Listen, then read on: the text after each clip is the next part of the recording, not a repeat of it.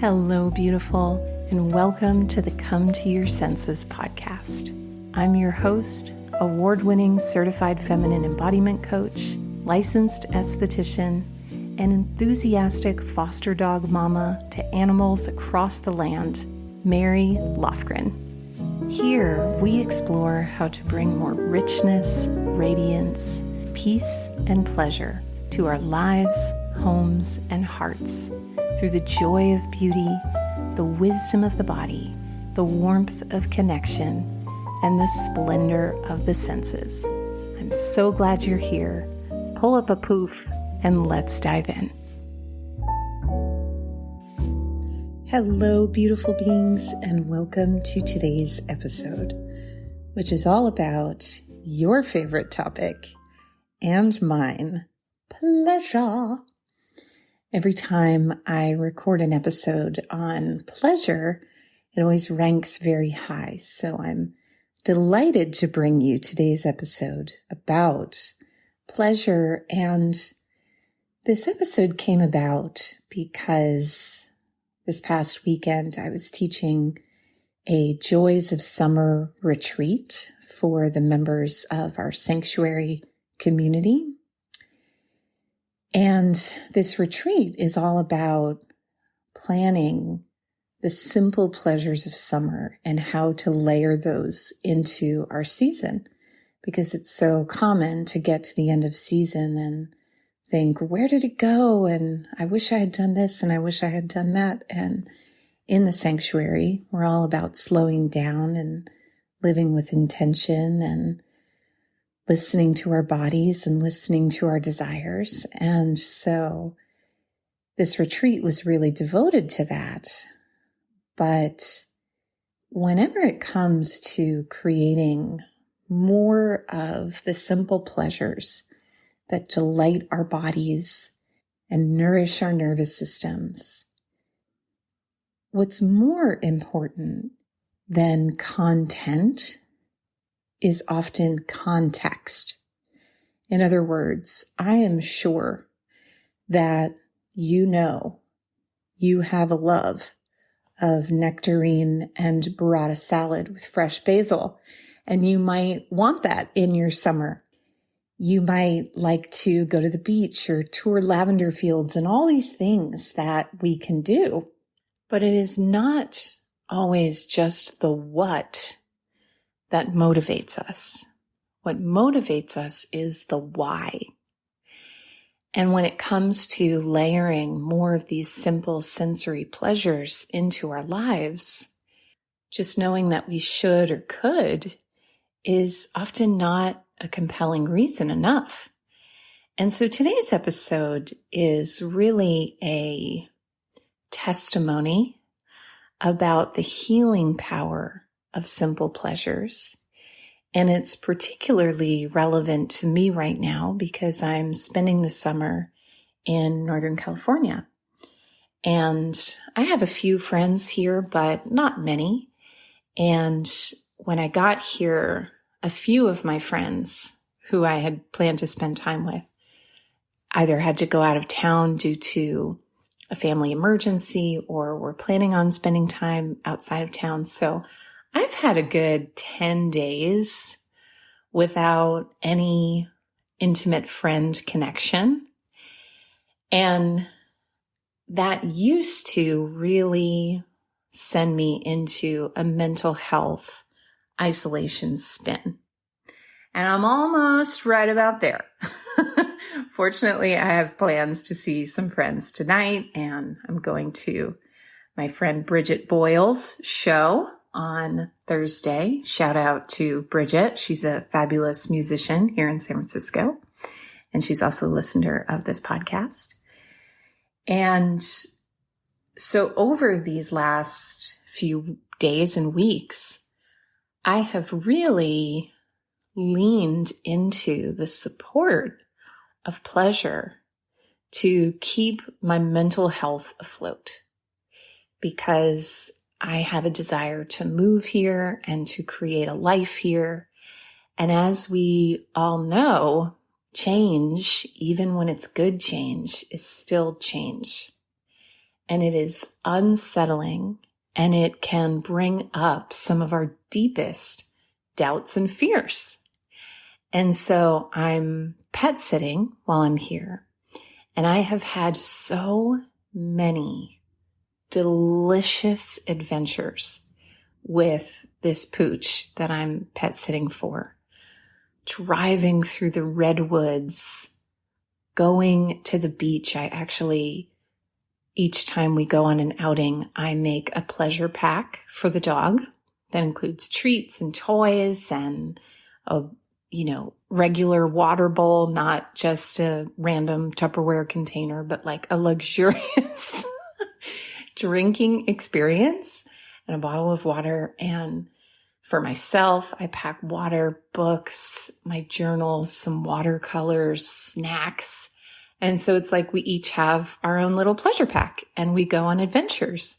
And during this time of change and isolation, it has been such a joy and such a necessity to have a relationship with pleasure, where pleasure is synonymous for me with presence, with feeling like I lived that day, with taking those moments where uncertainty abounds and adding bouquets of fresh roses from the California garden that exists here at the property where I'm staying. Pleasure to me is such a way to connect with the timeless. And for so many of us, there's this desire to slow down, but it's not necessarily even a desire to go slower or to have more time, because if you're like me, if you find an extra pocket of 25 minutes, you might see what you can knock off on your to-do list with that bonus time. That's kind of the way our human minds utilize time in a productivity-obsessed capitalist culture, but we won't go there today. What we're really searching for is not necessarily more time, but it is more timelessness. And so this episode is going to offer a few gems and pearls on how to create more of a sense of timelessness, more of a sense of ease and meaning, and more of a relationship with pleasure, where it is not just a tool for recovery or reward, but it is an actual essential nutrient to moving through your life. So let's dive in to our gems.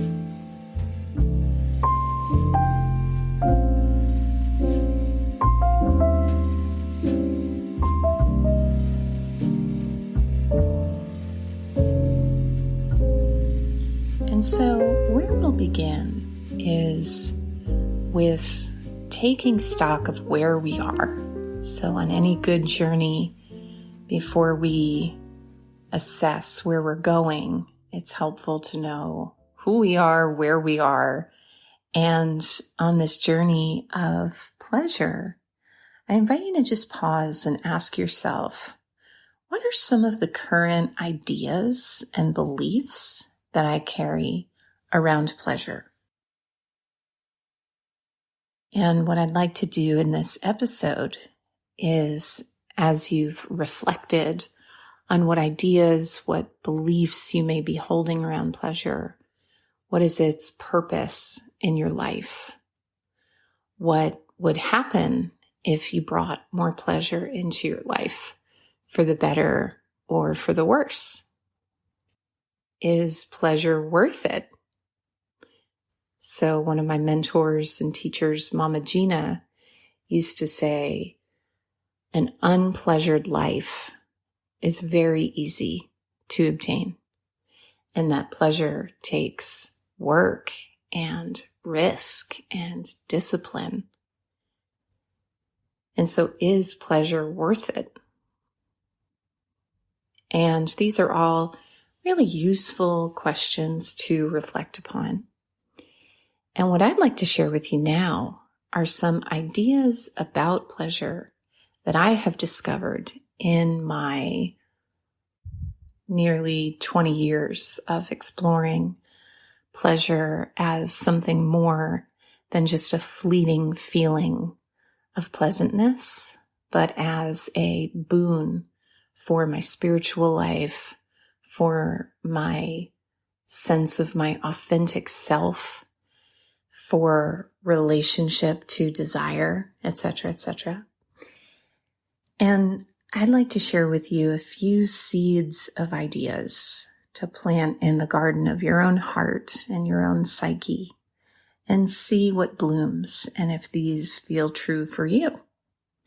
So the first is that pleasure is simple.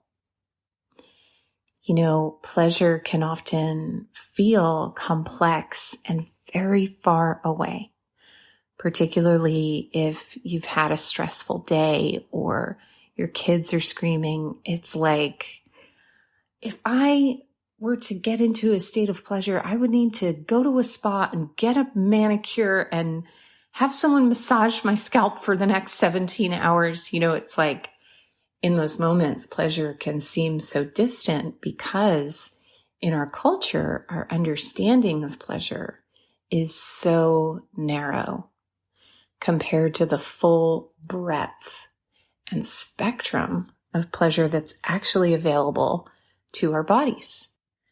Pleasure is also free. Pleasure is a birthright.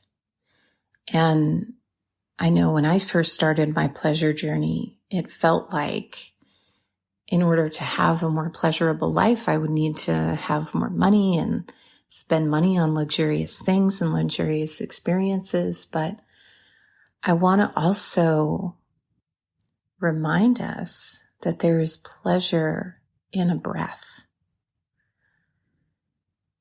An inhale and exhale can possess tremendous pleasure. The feeling of cool water passing over your tongue and down into your belly, there's pleasure there. The feeling of walking through a farmer's market and taking in the vibrance of summer fruits and vegetables and the way that they are just fanning their peacock feathers in your face like beet greens, giving you a big fat runway turn. There is tremendous pleasure in that. And when I assemble my pleasure pack for me and for the dog, it's not super complicated things that are in there. It's very, very simple things. And so pleasure is simple. Pleasure is free. Pleasure is essential to our mental and emotional health. So raise your hand if you've ever had this experience where you are looking in a mirror and behind you is another mirror. And so in that reflection, you just see you and that mirror reflected a million times to where it seems like a never-ending hall of reflection. And I find that that's exactly how it feels when I notice myself scurrying through my to-do list like a chicken scratching at dry earth and thinking, okay, when this gets done, I can feel pleasure. When this gets done, I can feel relaxed. When this gets done, I can feel freedom. And hey, sometimes that's actually true. You know, achievement and productivity is its own flavor of pleasure. So if you're listening to this and you're a Capricorn and you're thinking, what's the problem? Maybe that is your formula and your recipe for pleasure. For me, there is a very distinct difference between the warm, honeyed radiance of sensory embodied pleasure and the adrenalinized, whatever the word is there, metallic, momentary sense of relief that things are done. Because guess what? right behind that mirror is another mirror, and right behind that to-do list, as time marches on, is more things that need to be done. And so it begs the question, is it making time for pleasure, or is it taking time for pleasure? I was recently in a session with a client, and we just kind of happened upon this phrase of making time versus taking time. And she was realizing that all along she was feeling like she had to make time for herself. And it just wasn't happening. And she realized that this shift in language to taking time completely reoriented her system towards what was required for her in that situation to make her pleasure, her mental health, her emotional well-being, her relationship with her body, her sense of presence a priority. And that brings me to our next gem, which is that pleasure elevates everything and everyone in our field. So when your nervous system is regulated, the nervous systems around you automatically have a sense of orientation towards regulation. Pleasure also creates new possibilities. So I think it's probably an experience you can relate to, that when you are in fight or flight, you don't have access to desire. Fight or flight is a state in the body where our vision literally narrows to what's in front of us, and where our only concern is surviving whatever threat is present, whether that threat is real or perceived. Whether that threat is a speeding motorcycle coming towards you that you need to dodge, or it's a speeding item on your to-do list that you need to take care of. And pleasure allows for new seeds of possibility, creativity, and new solutions to emerge. And really, this is the whole mission of Come to Your Senses, is helping people regulate their nervous systems through simple pleasures and through beauty and embodiment to create more peace, more pleasure, more possibility, and more connection on our planet. And so with that, my loves, that brings us to the end of today's gems. If you enjoyed this episode, you can let me know in a review on iTunes. You can also tag me. Mary Lofgren is here on Instagram, and I would love to hear about your summer of simple pleasures to come. And if you really want to go to the place where pleasure and presence meet, join us in the Sanctuary community, where we practice a feminine flavor of mindfulness, center what makes life meaningful, and saturate ourselves in beauty. Head to schoolofsensualliving.com/sanctuary to learn more. And thank you so much for listening. I will see you in our next episode. If you enjoy what you hear on this podcast, you'll be besotted with what you discover in my brand new audio collection, In Celebration of Beauty. This 3-part series explores beauty as more than a pleasing aesthetic, beauty as a spiritual calling, a tool for healing, and an unexpected way to soothe our minds, nurture our bodies, awaken our spirit, and transform our world. Head to schoolofsensualliving.com/beautiful or click the link below this episode to download your complimentary collection today.